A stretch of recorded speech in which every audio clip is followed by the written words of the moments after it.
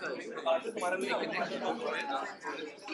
everyone, we're gonna get started. I just want to say welcome to the Multicultural in STEM dinner. This is presented by DISC, of course, and this is to celebrate Hispanic Heritage Month. And we want to start off by thanking all of our sponsors. So we want to say thank you to the College of Arts and Sciences, School of Engineering, Cocas Center, Office for Multicultural Learning and Rainbow Resources Center, Inclusive Excellence Division, the Forge Garden, and Center for Sustainability. And a special shout out to the Forge Garden, specifically Becca Nelson, for the amazing centerpieces at all of our tables today. Okay, to start off, my name is Kayla Zapata. I'm a senior in civil engineering. I'm kind of all around the school. I volunteer a lot for different events and for committees, and I'm also the co-president for SHIP, Society of Hispanic Professional Engineers.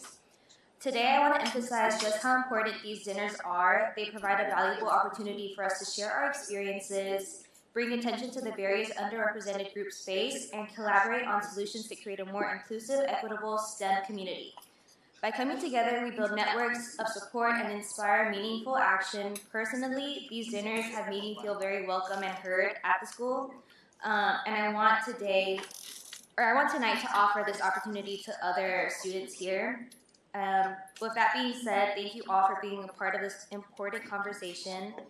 Before I introduce the student speakers today, I want to remind everyone that there is a feedback form on the screen, and there's also some in the front as well. It's crucial for you to be a part of these feedback forms because without your feedback, dinners and events like these hosted by DISC are at a risk of being cut. We need to show how important these gatherings are for our community, and your responses will help us continue making a difference. Thank you for your support, and we'll be getting started shortly.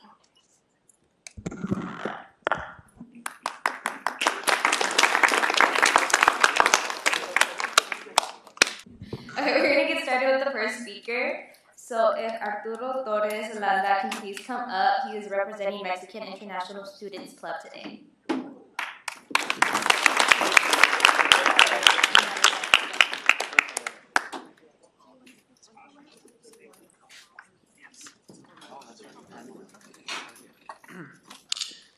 Hello, thank you so much to the organizers for letting us be here and have a little bit of time to speak about our club.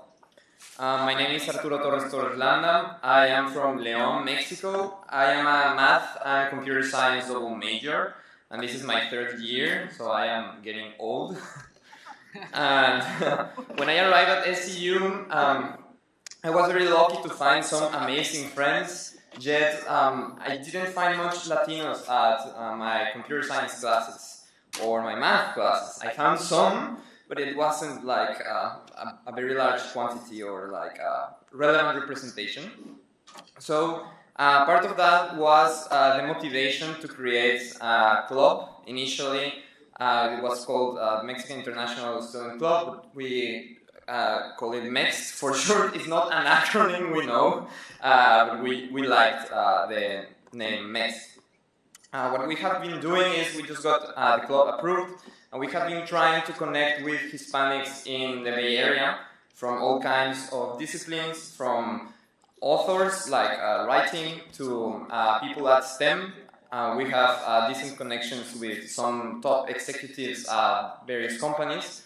And we are trying to see if this quarter we can go and meet them. They are more than happy to let us in. Our club, while it's called Mexican International Student Club, is not only for Mexicans, it's for anyone that's interested in Mexican culture or Latin American culture. We have people from Colombia, from Nicaragua. It's not only people from Mexico. Furthermore, this year, I know this is STEM, but some of you might also be interested in writing. We are starting a literary magazine in Spanish. It's called Tren al Sur, which the translation is Train to the South. It's open to everyone. You can submit anything you like, if it's poetry, literature, short stories, short essays, because we felt that there wasn't space at the school for this type of content. There is one magazine, but it's in English. So we said, hey, we may do something in Spanish for those that may like to get their voice heard, or in this case, their letters read, maybe more accurate, but nonetheless. Furthermore, this year at the club we have various things planned, including posada at the end of the quarter to relax before finals, and other things. Every 2 weeks we are doing Spanish nights for people that may have an interest at learning Spanish or at teaching Spanish or hanging out with people in Spanish for all different levels of Spanish. The next session is next Monday, so it's every 2 weeks. We put in our Instagram the specific dates and everything. I invite everyone that may be interested to join our club, or if anyone would like to have certain things that you may enjoy, we are more than happy to take that into consideration for the club. So yeah, thank you so much.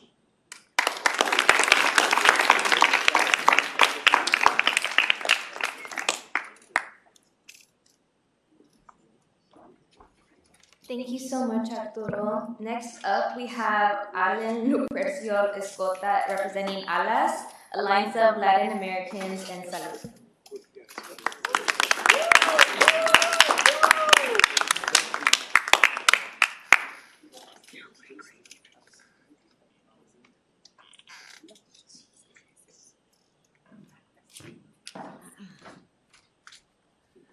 Good afternoon, everyone. My name is Alen Lupercio. I am currently a sophomore at Santa Clara. I'm in the honors program and I'm studying biology. And today I just wanted to talk about the importance of fostering a supportive community for Latin American students here on campus, particularly those who are on the pre-health track. As we know, there's a significant lack of resources for Latin Americans and pre-health students throughout the United States. Many of us face unique challenges that make it difficult for us to navigate the path to medical school or other health professionals, such as the lack of mentorship, financial constraints, cultural barriers, and discrimination. Many of these factors contribute to the fact that despite Latin Americans making up 19% of the United States population, only 6% of health providers are Latin American. This is why I'm here today to announce that me and a couple of other ambitious SCU Broncos teamed up to launch a new pre-health club called Alliance of Latin Americans and Salud, or ALAS for short. Together, we inspire one another to reach our goals and break down barriers in health professions. As we move forward, I want to leave you with a powerful quote. Cuando me vean volar, recuerden que ustedes me pintaron las alas. So when you see me soar, remember you gave me my wings. Let's work together and empower one another to ensure our communities thrive. I will be giving out interest forms, and follow us on Instagram, alas.scu. Thank you.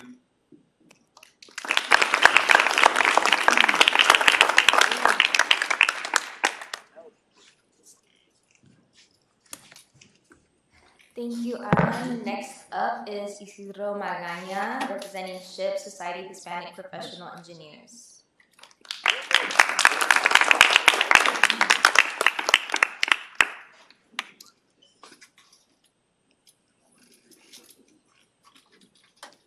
Testing. It works. Hello, everyone. First, I want to say thank you to everyone that came. It's good to see people come to these events as a community to show that these aspects are important to hear, and it's important to hear the voices of the students. But let me introduce myself first. So my name is Ysidro Magana, y yo soy Latino. I am the son of 2 Mexican immigrants who gave up a lot for me to speak in front of you all today. I'm here representing SHIP, Society of Hispanic Professional Engineers, and I'm here on Hispanic Heritage Month to amplify the voice of not just people in SHIP, but the Latino community here in general at Santa Clara. Because here at Santa Clara, we are the minority, and that's a fact. We make up 17.9% of the undergraduate student body, when the Hispanic Latino population in California is at 40%. When thinking about a topic on what to talk to you all today, I thought, and I landed on the one aspect that I hate the most. I hate labels. I hate it when people put us in a box, categorize us, and use this as a statistic. Some of these labels consist of, yes, we are hard workers, but not smart workers. That we are uneducated, improper, lazy, or that Latinos are their own greatest enemy, or that we're only trade workers and we're not in corporate America, which is all false. I disagree with these because I believe it sets us back.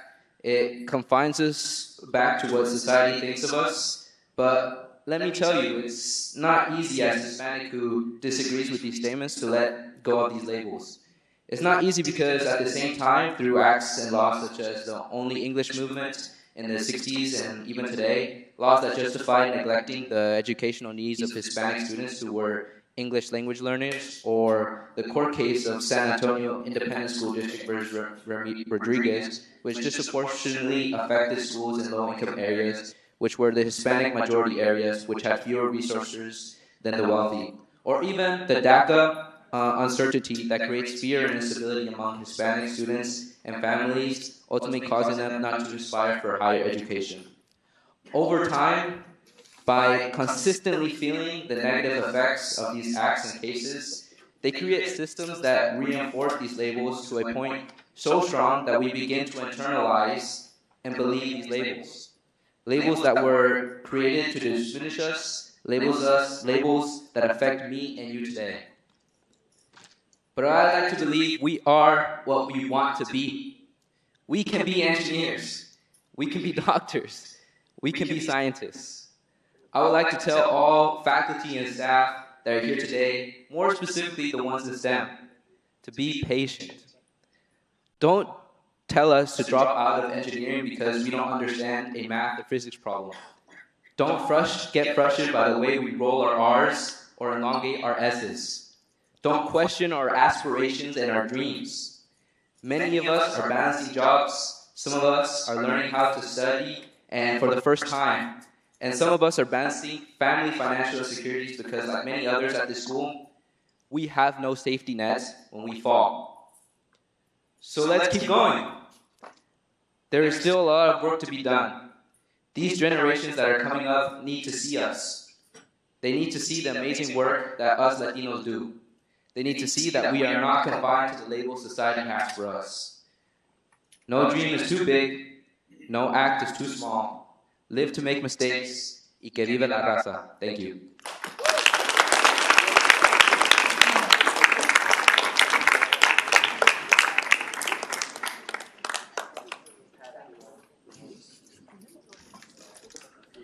Thank you, Ysidro. That was a really, really good speech. Next up, we have Brian. I'm sorry if I'm going to ruin your name. Wiebe? Wiebe? Okay, sorry. Oh, sorry. He's representing Student Advisory Board.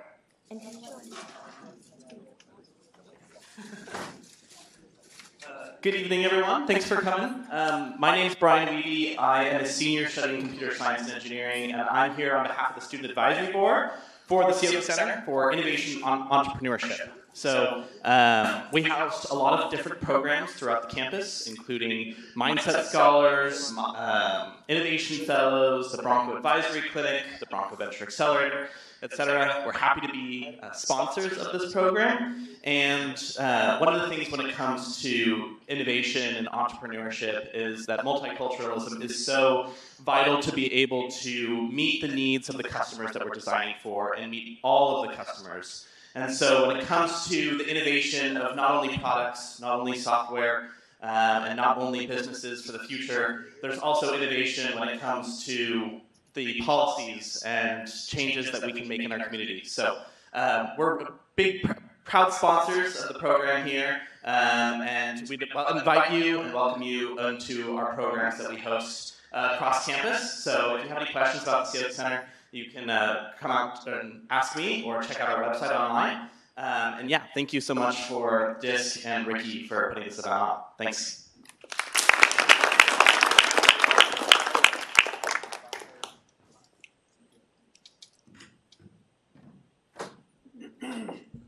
Okay, and then our last speaker for the night is Raymond Plaza, the Director of Office for Diversity and Inclusion. Well, muchas gracias. Hope everyone is doing well today. How's week 4 treating everyone? Midterms, who has a midterm? So I know I know there's a big chem exam this week. There's some other exams taking place. As Kayla said, I'm Dr. Raymond Plaza, Senior Director in the Office for Diversity and Inclusion. I bring greetings from our Vice President for Inclusive Excellence, Shea Duncan-Smith, who's currently on leave and couldn't be here today. And so I just want to welcome and congratulate Ricky for putting on this event, as well as some of the new student groups that have shared as well. So I just want to thank you. And know that the university is committed on the long haul as we think about our values in terms of diversity, equity, and inclusion. We also know that you're at Santa Clara at a very interesting time in our national history and landscape when we think about in 21 days a national election. And I want to acknowledge that I know there's some of you in the room that are unable to participate because you're not citizens, you're undocumented, you know, you may have loved ones that are felons so they can't participate. But we want to encourage everyone to think about the upcoming election, to learn about the issues, and to participate in this process. Because we want to ensure that as a community we can have honest debate. You know, if you're watching the news, you've seen a lot of scapegoating, people criticizing. So I appreciate Ysidro, your comments and thinking about the scapegoating. We see the rhetoric taking place on the other side and other places around immigrants and those pieces. But I just want to assure you that you belong in this space. Critical. So when Santa Clara was founded in 1851, the first students were from the settlers of this area, which included a wide mix of folks. So we have more work to do in this process, but know that you belong. We're committed to working closely with Dr. Kitts, Dean Kitts, and others to ensure that we can ensure that things can move forward as a community. So take advantage of this time. I know that the quarter's going to go by quickly, but definitely reach out. The one of the things I tell folks when I encounter, if you can't be your authentic self on this campus, the question is why not? What is preventing you from being your authentic self on this campus? If it's a faculty member preventing you, is it a peer? Is it something of our policy? You need to let us know, and we can address that. And so I just want to assure you that you belong here. We're supportive of your efforts, and we want you to be successful at the end. So definitely reach out, take advantage of the disc space. Take advantage of some of the different opportunities that are have available, and I look forward to connecting to some of the 2 student groups that I had no idea about. So that's great that we have ALAS and Mixed in that piece. So congratulations again. I know I'm stopping you before dinner, but really take advantage of this opportunity. So thank you.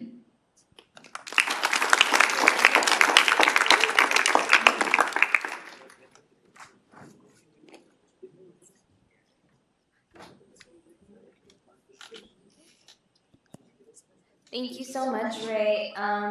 So now, thank you all to our incredible speakers and for sharing all of your experiences tonight.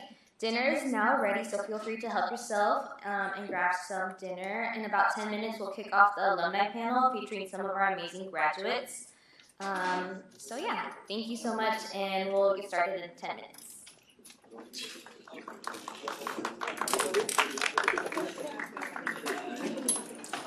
Okay, I hope the food is pretty good, but right now we're going to get started with the panelists. So if Dr. Laura Cocas, the assistant professor of the biology department, can please come up. And then next, if Dr. Shiva Jahangiri, assistant professor of computer science and engineering department, as well as Edith Gonzalez, graduated in 2022 with a computer science and engineering degree, and then Atisha Sahugan, neuroscience degree. I don't know if she does.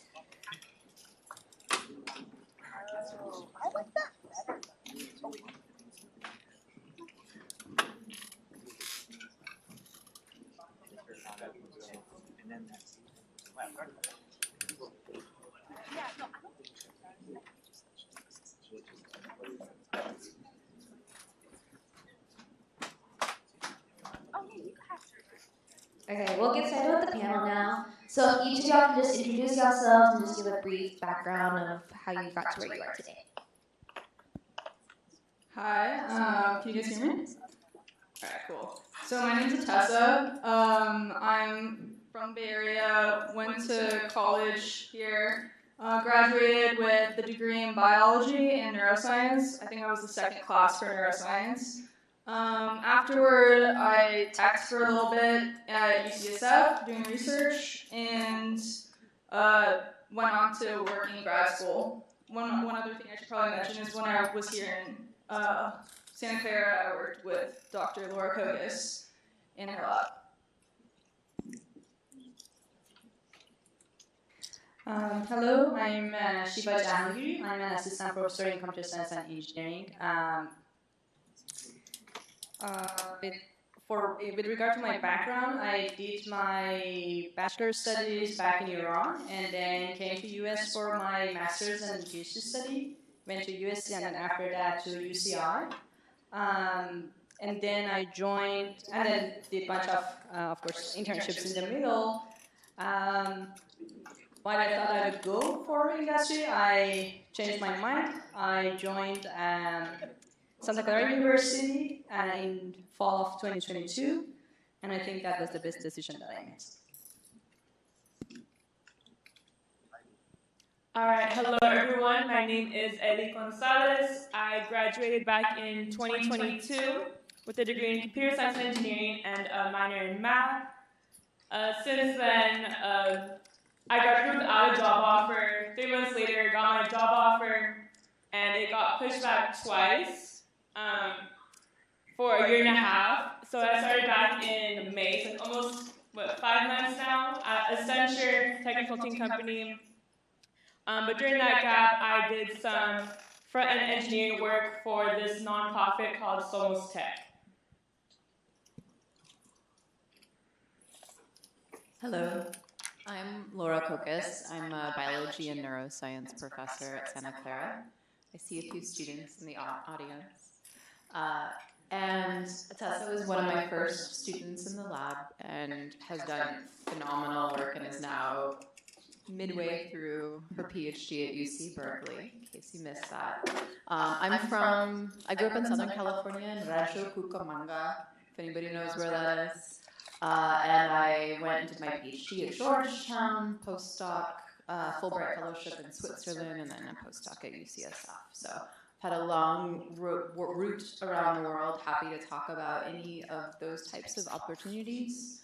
And then I am coming up this year for tenure at Santa Clara University, so hopefully I'll get to be here for a long time. Thank you. Awesome. Thank you so much for sharing. We'll get started with the first question, which is, what is your why? So what made you decide to major in STEM, and then how did you end up at Santa Clara?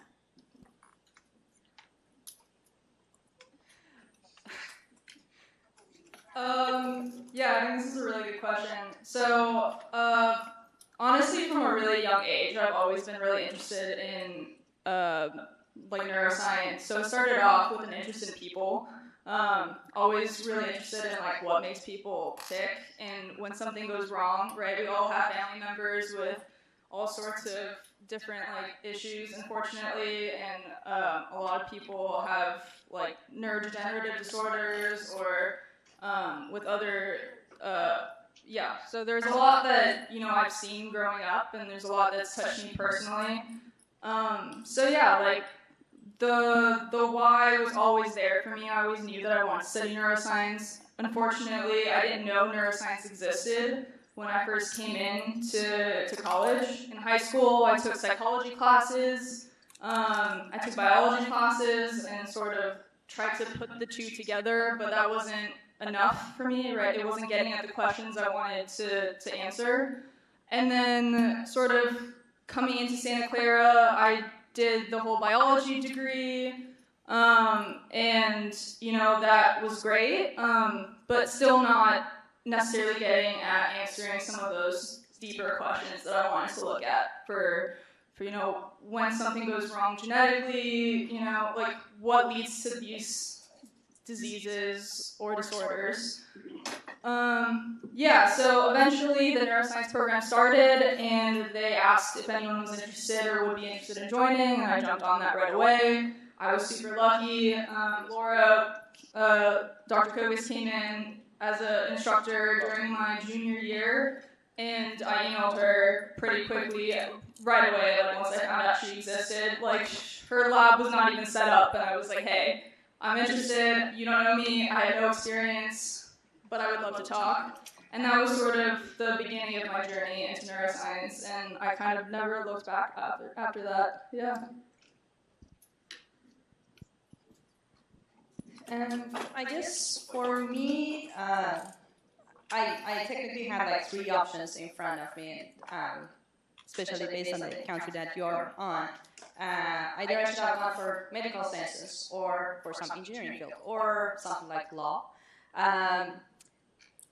I have 3 sisters that are all medical doctors, and then from them I realized that I don't want to become a medical doctor. I didn't just see that in me.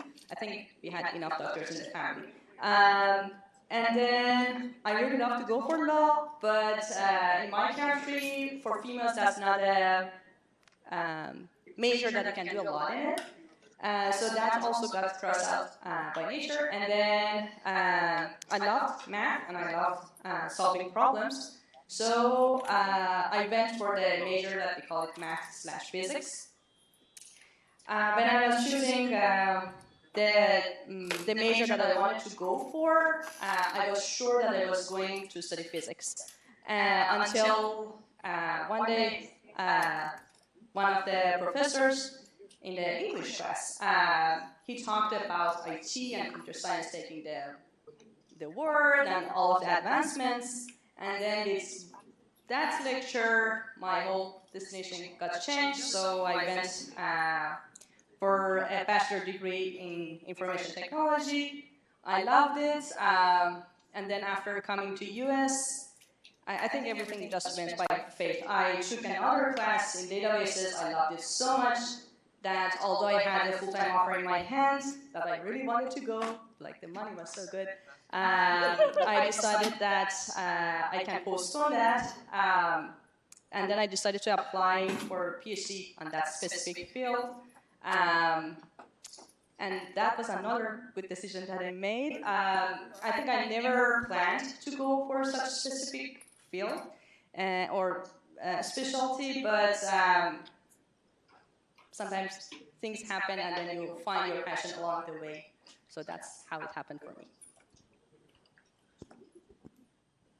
All right, I'll go ahead and start with my why first. So I'm a daughter to 2 Mexican immigrant parents. So I knew whatever I did, I wanted to make sure I made my parents proud, first of all. And honestly, it brought back money. So I think that was like a big thing for me as well, and my brother. So I think going into middle school, high school, I knew I liked math, I knew I liked science. My older brother was kind of going down the medical track, so I'm like, okay, me too, I'll be a doctor. Picked my first bio class in high school, realized this is not for me. And then I was like, okay, I don't know what else is out there. I know there's a lawyer, I don't want to do that. And it actually wasn't until I came to Santa Clara my sophomore year of high school in their SEEDS program, so Spring Education Engineering Days. And that was specifically for minority students as well. Came every Saturday for a month to learn about different engineering disciplines. Up until that point, didn't know a thing about engineering. And every Saturday I would go and I was like, this is not for me, civil, not for me, mechanical, not for me. Sorry, y'all, but I just can't. And I was like, hey, maybe engineering is not for me. On that last day, we had a professor come in, and it was for computer science and engineering / web design and engineering. And since then, I've never looked back and kind of, immersed myself in that way. I think my why has changed now since graduating. I think up until that point, hitting all these milestones, graduating high school, graduating college, that was always for my family, to make them proud. And I think now it's my why is for myself. I think, again, we are a minority. I believe like less than 10% of Latinos in tech. I go into work, don't see a lot of people who look like me, who talk like me, who come from a similar background as myself. And that for me has been the biggest motivation. I look around and look at you guys. I'm like, wow, like, y'all are doing so much. You are the future. I can't wait to be in rooms with you all as well. And that's really what drives me now.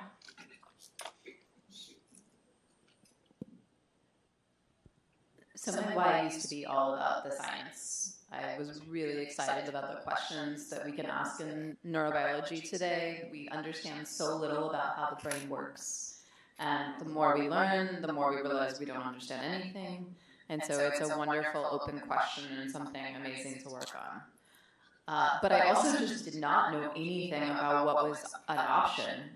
My parents didn't go to college, and I didn't really have an understanding of what college really even was for. And so when I was in undergrad, I took a neuroscience class, and somebody told me that I could do research. I didn't know what research was.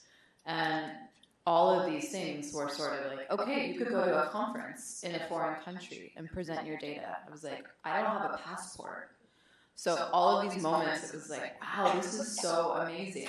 I can get paid to do research. Someone can let me go somewhere else in the world and see something outside of California. Like each opportunity, it was like, this is so cool. And so as I kept going, I was like, oh, you could get a PhD. What's a PhD? I knew you could go become a doctor, and you could become a lawyer, and you could become a teacher. But I learned all about that. And then I got to grad school, and I was like, oh my gosh, I could do a Fulbright fellowship and go abroad again. Again, no idea that those were options. So each time it was like, there are so many amazing options that I knew nothing about. And then by the time I got into doing only bench research as a postdoc, I was like, I really miss that environment that I got to be in, which was at the Claremont colleges, which is a liberal arts college. And so they have a lot of undergraduates, and I saw how happy my professors had been working with students. And so I really wanted to get back to that and spending a little bit less time in the lab. And then now that I've been here, it really is about getting to watch you all.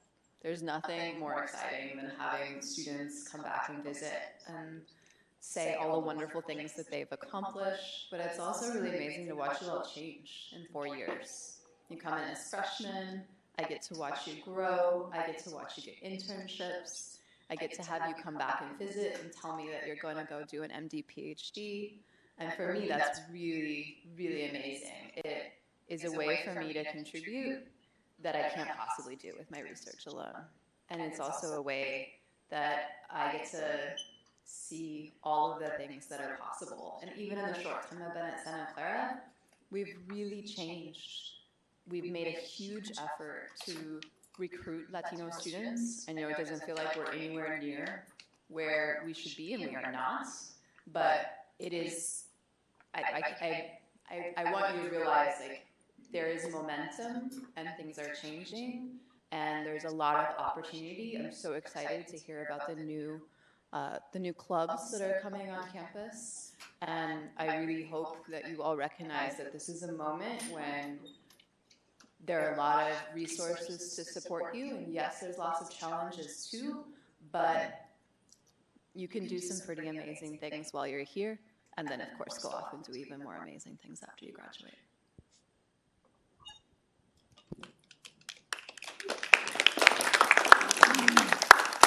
Thank y'all so much. Y'all stories were very inspiring. So the next question is, how would you describe your SU experience, biggest surprises, challenges, successes, etc.? And anyone can go if you don't want to. All right, I can go ahead and start this one. So I think I look back at my Santa Clara experience, and to be honest, it's all a blur now. I think everything gets jumbled together. I think COVID happened, so a lot of time was lost there. But so much to be grateful for, and I think in large part due to the community. I really do not think I would have gotten to this point had it not been for my support system. Like, I think two big things for me were LEAD, so first gen, and then SHIP. Those two groups alone, like, got me through college. I didn't fully believe in my abilities to do well in these engineering classes I was taking. again, in large part, I didn't see a lot of people who looked like me. If there was one lead, one shift student, that was all I needed. And we stuck together, and that made the whole difference. Being able to have these open, honest communication, like discussions, having this panelist here, I struggled a lot with failure. No one speaks about the end, everything that happens in between that end goal. I hear people graduate, get a job, move on. No one talks about how hard it is during that time. And, sometimes that may involve having to retake a class, maybe failing a test or a quiz or two, or a couple. And that's where I really started. No one talked about that. And so I felt like I was going through this on my own, and I wasn't doing well. And I think very early on, maybe like my first year, I almost switched out of the School of Engineering.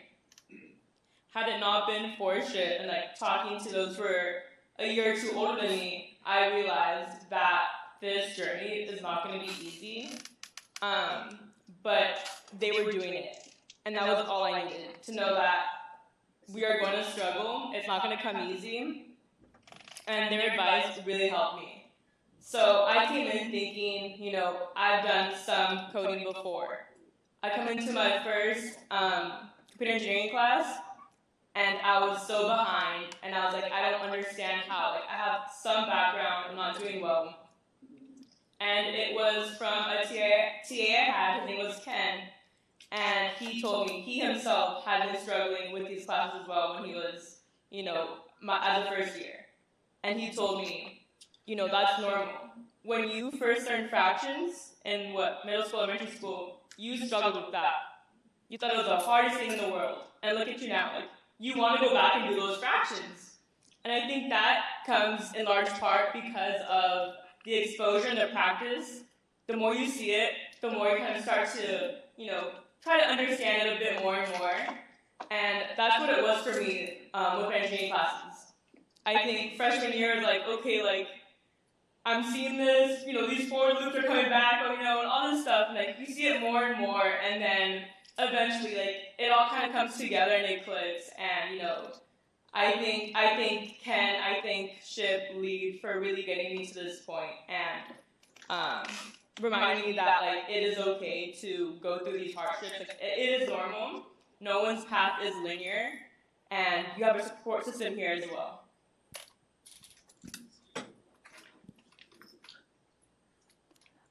That was amazing. Can I just copy and paste that answer? I'm trying to think back. I mean, it was a few years ago now, but I do remember the struggle for real. Like, I remember like those like lower division classes. Y'all, they kicked my butt. Like there were a lot of them, and I had to, so I didn't know it at the time when I was at SCU. But more recently, I was like, okay, I kind of know that this is happening, so I'm going to look into it. So I finally got diagnosed for ADHD.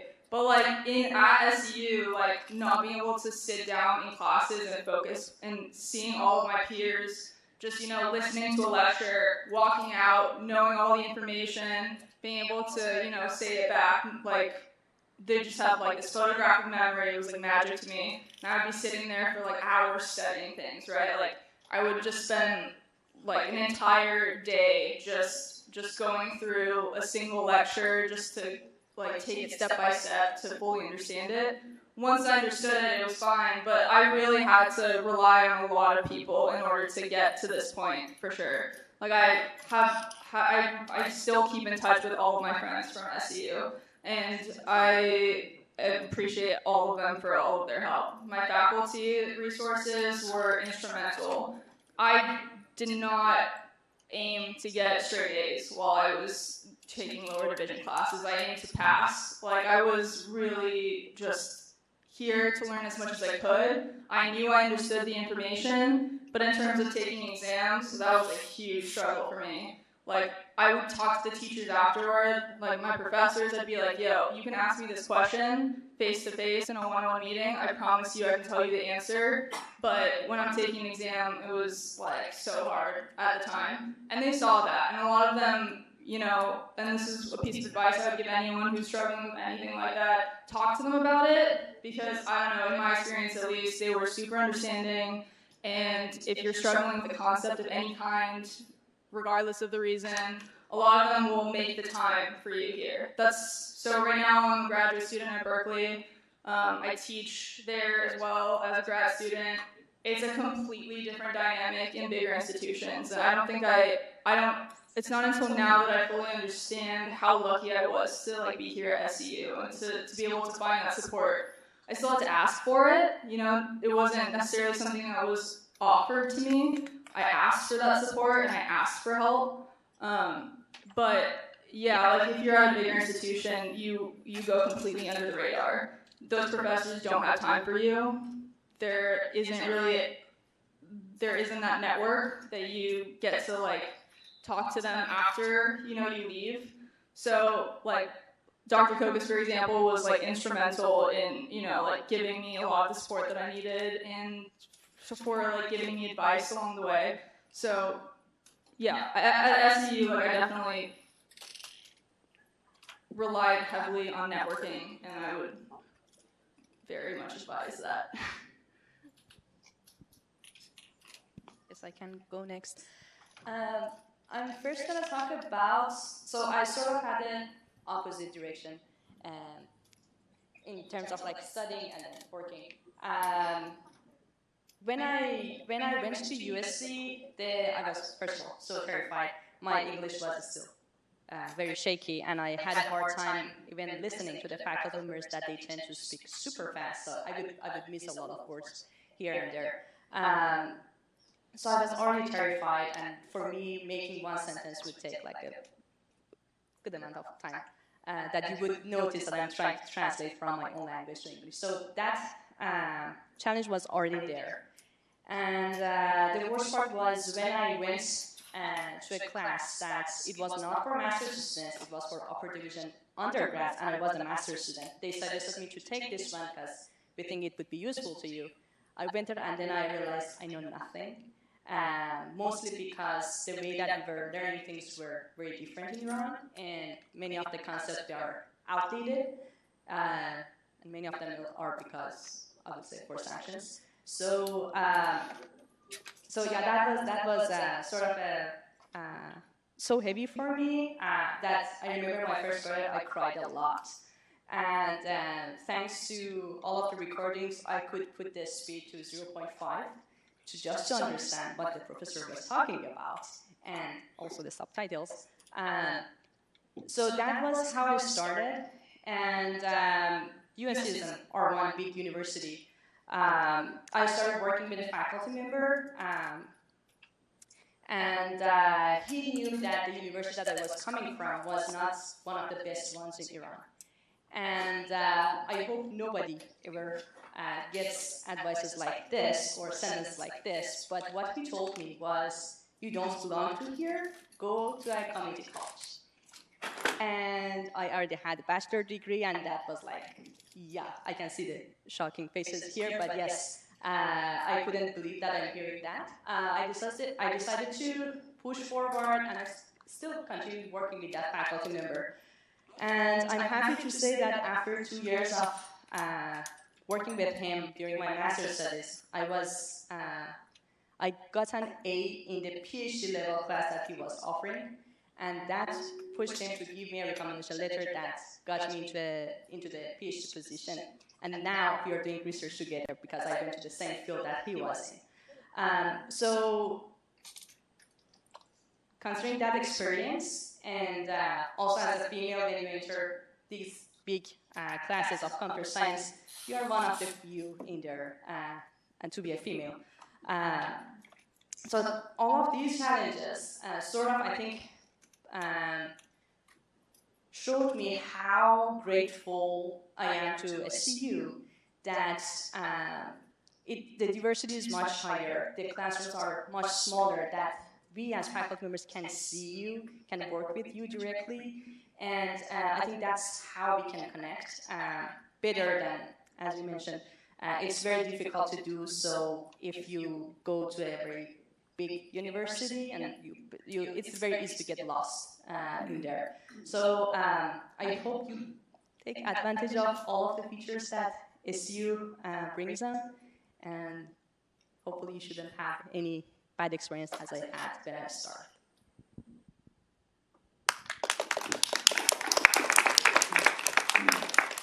Thank you guys so much for sharing. I know some of you addressed this question, but for those who didn't, can you please address it, is what are your biggest support systems over the time of your career?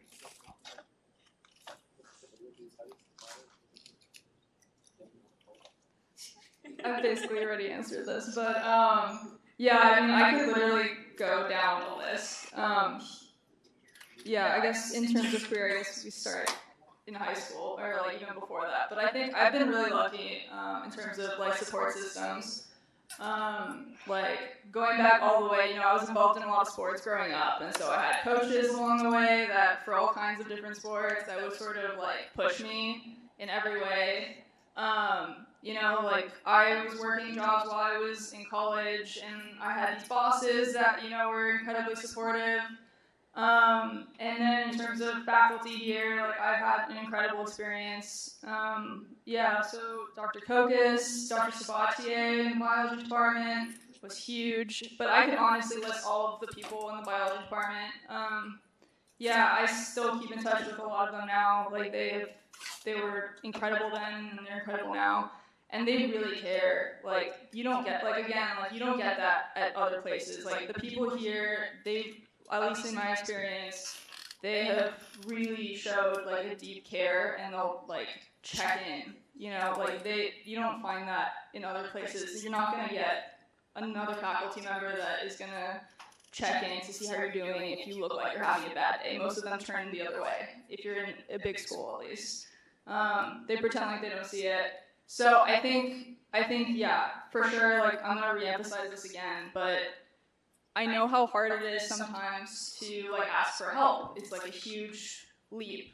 But I would say, like, this is a great place to do that, and to feel comfortable enough to, like, ask for help is, you know, it's not always easy to feel comfortable asking for help, but if you can even find a friend of yours, I've done this a few times in multiple occasions of my life, ask a friend to push you into a situation where they're basically asking for help for you, but like with you there.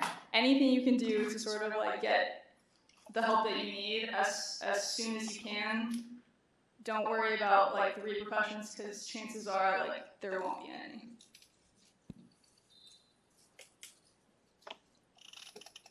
I think something important to note is that not everyone, and I imagine many people in this room, have had this experience.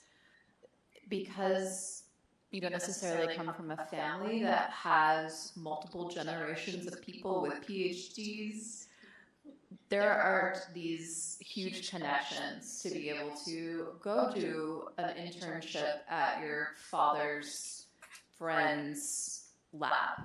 And so I think the thing to realize, and this was such a huge deal for me, is that there were so many times when someone pulled me into some space that I wouldn't have even realized I could be in.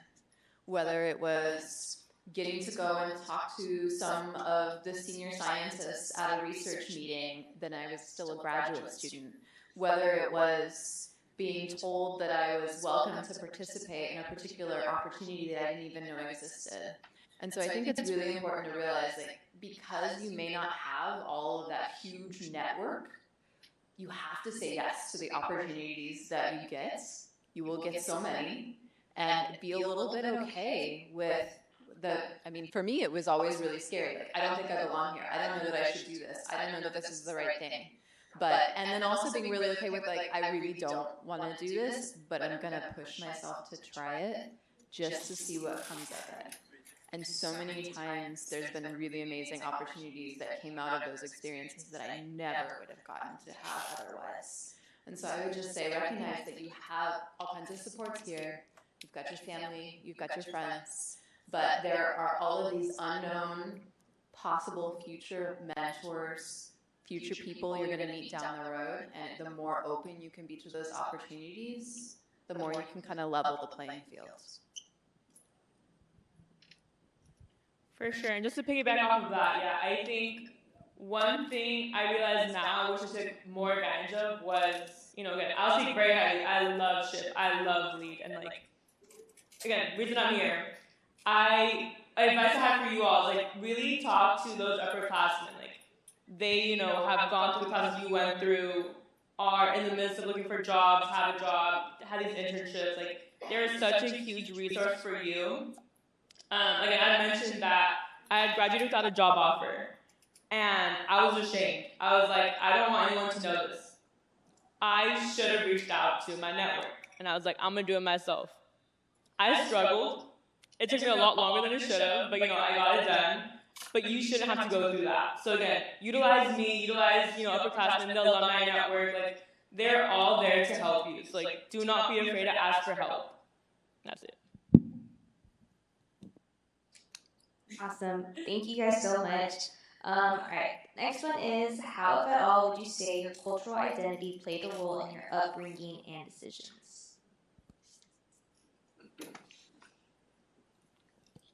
All right, so my mom is Persian and my dad is Hispanic, so I'm a cool, fun little mix culturally. I played every role in my upbringing, right? So for those of you who don't know Persians, we are a loud people and we are a fun people. But the Hispanic part, it's the same. But honestly, being sort of raised being born in the U.S., raised in the U.S. with this diversity in my background was very. I didn't realize it until more recently, honestly, just how big of an impact it had on my life. I think when you I was raised in a diverse neighborhood. It's mostly Asian, Bay Area. And then when I came to Santa Clara, I was like, oh my God, there are so many white people here. This is so different. It's so interesting. So it wasn't until then I think that it hit me that oh my God, they're we're the minority. That's wild. I think I'm so proud of how it was raised. I'm so proud that I was that I have the two sides of my family that come together that made me who I am. There's definitely a little bit of a disconnect that I would say that is. I've heard other people talk about this too that I think is really interesting, where I'm born in the U.S. and I'm technically American, but I don't really feel American. And then there's the Hispanic side of me where, if I go to Mexico right now, I don't feel like I'm Hispanic. And then if I go to Iran, which I didn't really feel Persian there either, right? Because I was born here. So there is a little bit of a disconnect that is a very interesting feeling, I think. Just bringing this into my journey, I think it has been a both blessing and a curse in a way, right? You definitely face people who are going to put you down because of who you what you look like and who you are, and I'm female too, and I've definitely faced that throughout my life. But I've also been raised in a family, luckily, that has faced they both came here from my mom from Iran, my dad from Mexico, and they've gone through the struggle, right? And I've seen them make it through that struggle and continue to fight today. So when you're raised in that sort of environment, when you get to see two people who are able to fight constantly, it gives you a little bit of this beautiful foundation where you're I can do that. I can do anything I want to. And, I don't want to settle in a lot of what I do. And I don't, I will continue to not settle if I think that something is maybe wrong. I'll say something about that. Or if I'm in an environment where something doesn't look right, I am one of the first people to stand up and say hey, there's something wrong here. I don't see, and I don't think that everyone is raised with the background to be able to necessarily do that because they don't see the hard work that was put in to be able to have the strength to do that. I think so. I don't know. I'm pretty proud of it.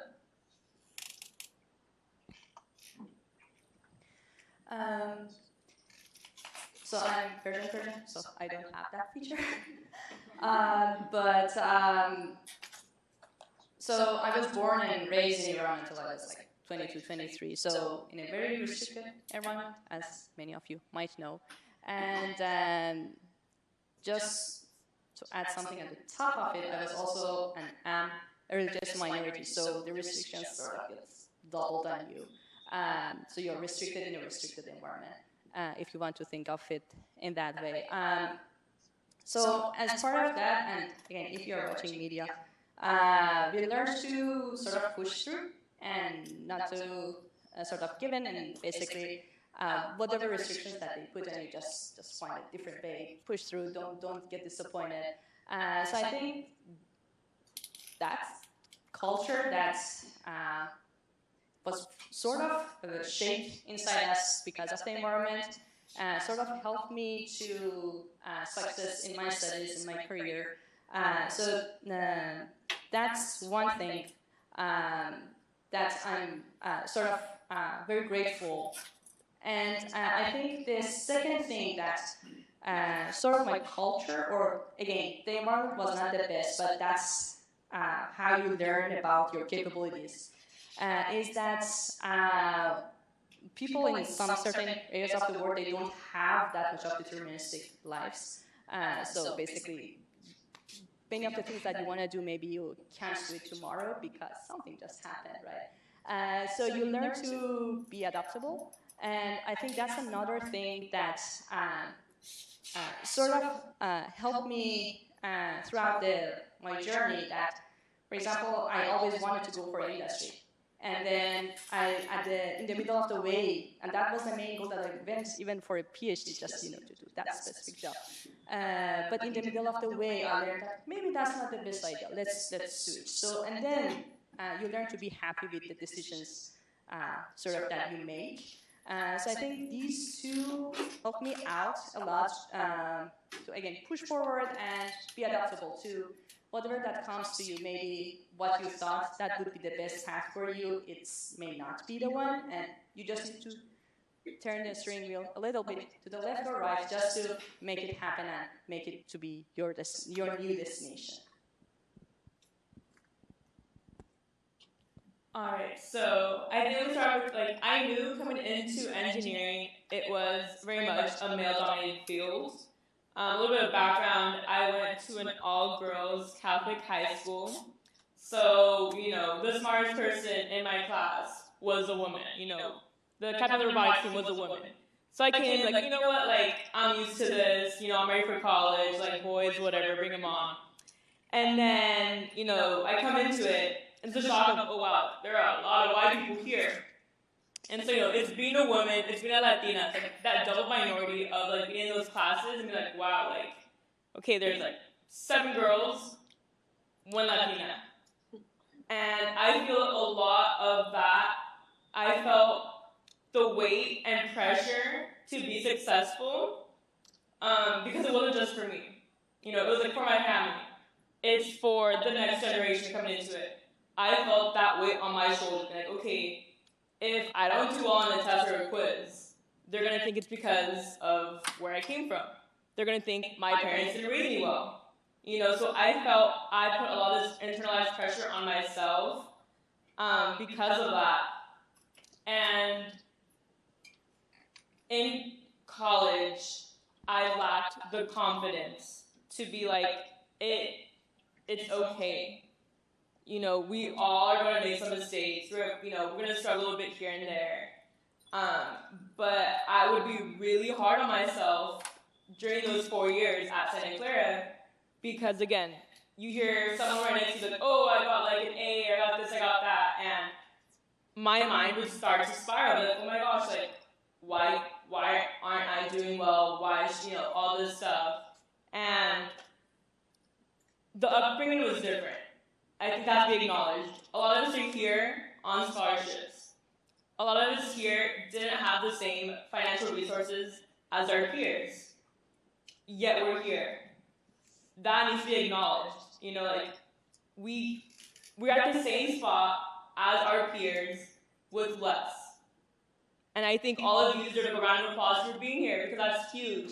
And I hope you guys don't forget that. So again, please, please, please don't be hard on yourself. Like that's the biggest thing for me is I wish I could go back to my younger self and give her a hug. Because we're all just living here for our first time and we're all doing our best. And that's all you can really ask for.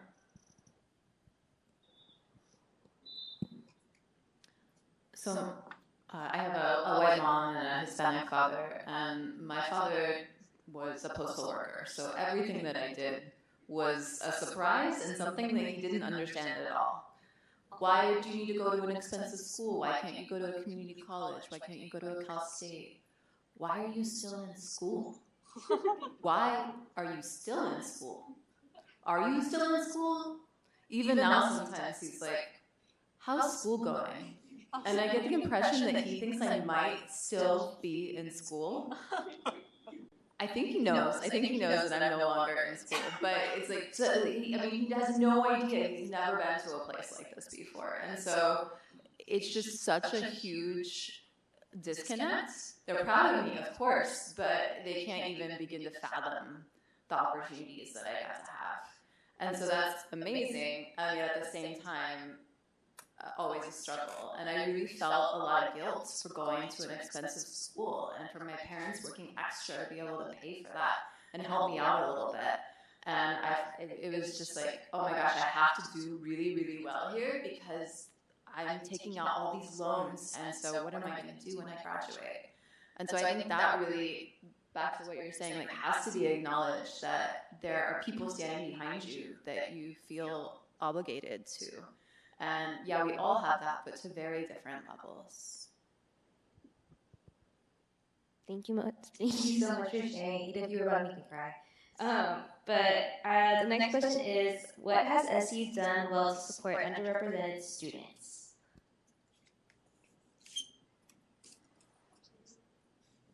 What have they done well, right? Yeah. I mean, again, Ship, Lead, Ricky, like, I was talking to Ricky earlier today. I'm like, I wish I was in Clara longer to have worked with him more.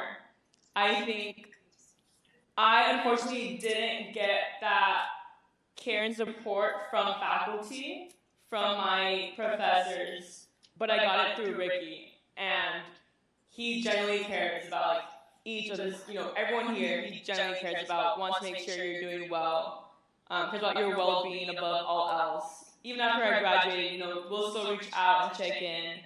And so I think Senator did well hiring me, Ricky, so snaps to you. But yeah, I think so.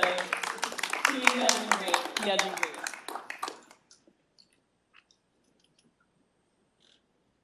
Yeah, same stuff. But I think I sort of lost my train of thought. But I think, yeah, I want to reemphasize, like how important it is to find like your group, right? So maybe you're not getting that support that you need from faculty, but and I see this a lot at grad school especially.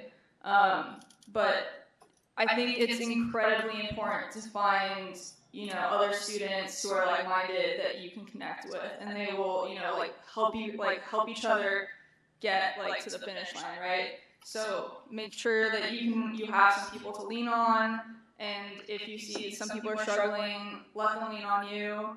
I think if you don't see something that I have really appreciated in grad school, that I didn't really see a lot of at SCU, but we have a huge Latino group that we just get together randomly and just go salsa dancing, right? We just have fun. We sort of do it ourselves. Whenever we're at a party of some kind and somebody's playing some I don't know what's out right now. Some music, we'll change the music and put on something that's Latino and really good. So we make sure to bring the party. If they're not gonna bring it, if they're gonna do their own thing, we're gonna make sure to force them to listen to some good music and to have a good time. So I think one piece of advice I guess I would give is that I didn't really follow through with a lot when I was at SCU, but if you don't see the party, you want it to be there, just like bring it, right? Like find your people, have a good time, enjoy. Yeah. I'll say just one small thing, which is that I think you all know that the university is putting a lot behind becoming an HSI. And there's a lot of funding to support that. And so if there are things that you want on this campus, there are initiatives to help you get the funding that you need to get the support. We have all kinds of wonderful programs already, but we don't know what we need that we don't have until you tell us. Thank you so much for sharing. So the last question to wrap everything up is, what do you wish faculty, administrations could have done differently? How can SCU better support underrepresented students in STEM moving forward?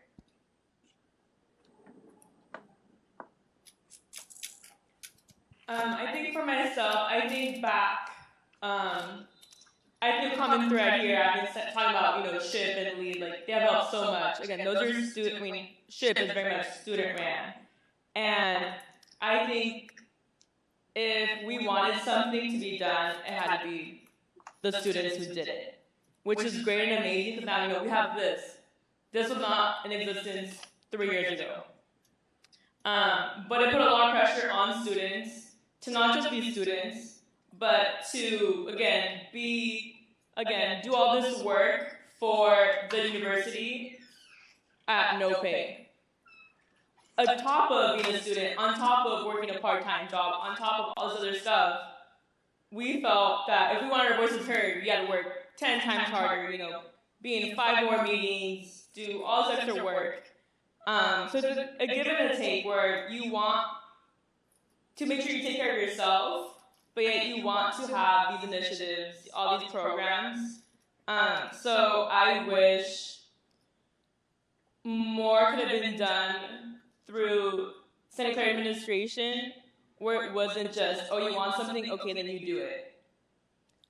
Here's the money for it, essentially. And I've seen strides. I see the work that Ricky's doing. He's doing this, taking the ease off of the students, making this dinner happen. Like, that's huge. So I think there are strides in the right direction for sure.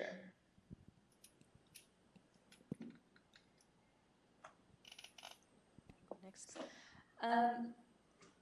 I guess SCU is already doing a lot, at least more than many other bigger universities.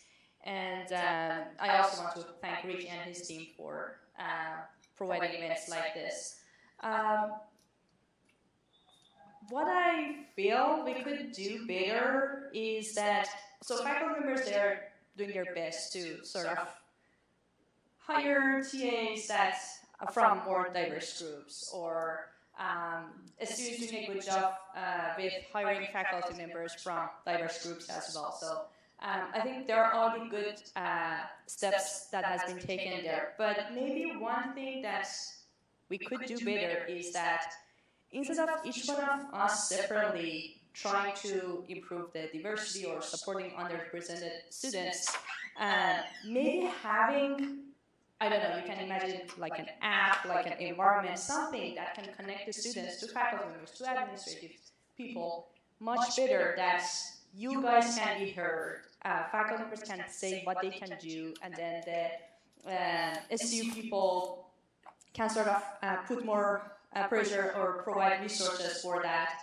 I think we try to do or implement some of these ideas at FIS Frugal Innovation Hub, but if you haven't been part of that, even if you're not in the computer science field, I would suggest you to go there and like maybe talk to them if you have ideas.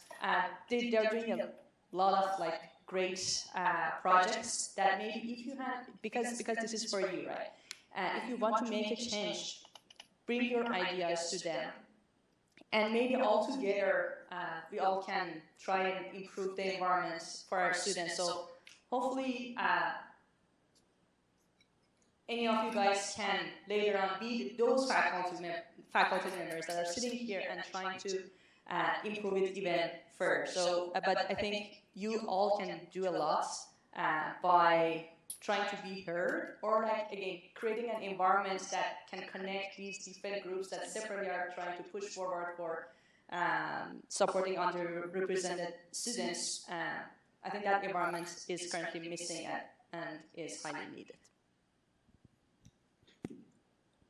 Yeah, I think those are all good points. A lot of the ideas that I'm thinking about right now, unfortunately, put a lot of pressure on my faculty. I don't really know what the infrastructure currently is that stands, but for example, like if there was, I mean, an idea that comes to mind, if there was like a way to check up on students in lower division classes, for example, who are, you know, maybe not doing so well on the first exam or something before the deadline to drop out. I remember like when I was in one of my like lower bio classes, there were like a line of like Hispanic students next to me, and they were all struggling, and we tried to study together. A lot of people, especially like coming in as freshmen, sophomores, you don't really know how to study yet, so there wasn't enough time to learn for them to learn how to study while also studying the material. And I think I remember like them being sort of like on the borderline of, you know, not doing well in the classes. So I know that I know some faculty are able to do this, but not everyone has like the ability. So maybe it falls a little bit more on students at that point. If you see somebody struggling, like bring them into like your study group, or like find like there has to be some sort of you know, like push them to go to like there are like tutoring sessions. Push them to go to tutoring. I know that's like scary to go alone, so maybe like bring them along with you, even if you don't think you need it. I know that's more pressure on students, but yeah, that's.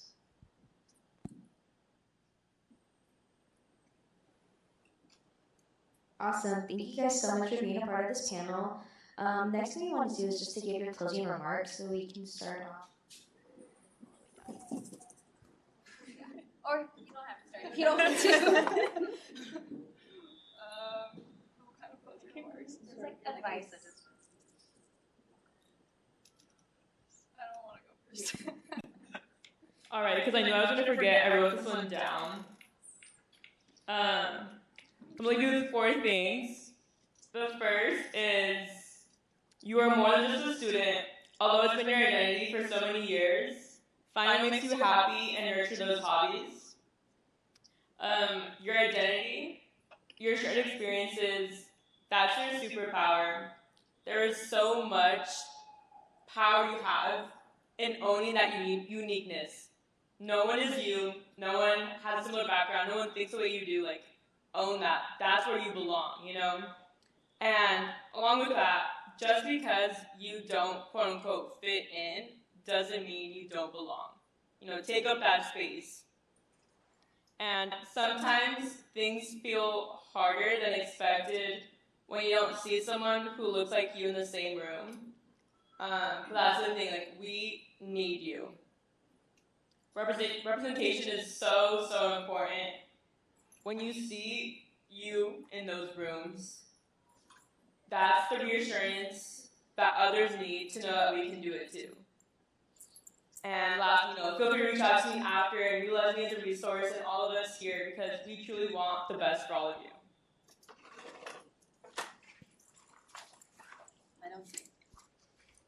I don't think any of us could add anything better than that. So I'll just second the fact that I think all of us would be happy to talk to anybody who needs more support, and certainly as the faculty here, I'm always really interested to help support student groups, so I'll put that out there.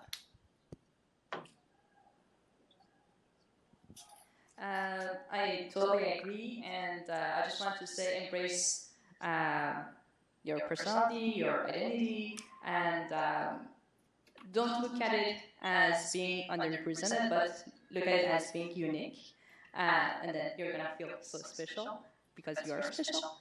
And yeah, feel free to reach out, like to faculty members, to people, to SCU people, and ask for the things that you need or for the support that you need. Don't be shy, and never get disappointed. Like, there you have so many engineers, so many doctors, so many things that if other people have been able to reach them.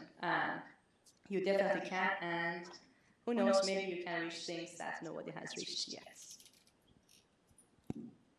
Yeah, just to go off of the super, like you guys, so yeah, don't ever listen to anyone who tells you that you can't do something.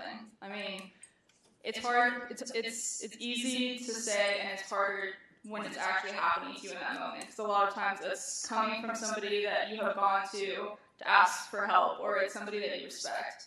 Don't listen to them, all right? Like, and again, like I've never really had, like the thought in the back of my head that I am in any way a minority. That's never a thought that has crossed my mind, because I've always seen it as a superpower, honestly. Like, I see the world in a way that not a lot of other people see the world, and I am able to use that and bring a different perspective into a lot of the conversations, both scientific and otherwise, that we have today. I see things differently than other people, and I use that to my advantage.